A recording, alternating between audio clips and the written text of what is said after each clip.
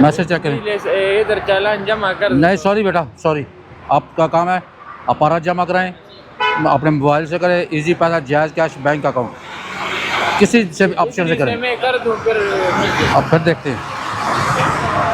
इसने हेलमेट नहीं पहना, मीटर इशारे नहीं है और इसका नंबर प्लेट है, नमूना लगी हुई है। इस पे चलाना था लेकिन इसके साथ फैमिली बैठी है, इसलिए इसको थोड़ा सा रिलीज़ दे रहे हैं, ब्रीफ कर दिया आज।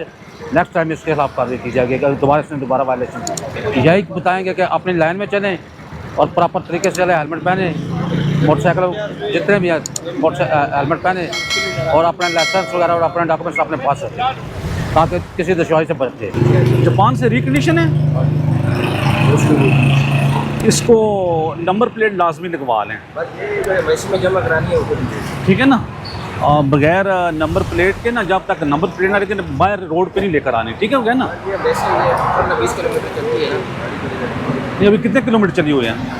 16,000 हाँ 16,983।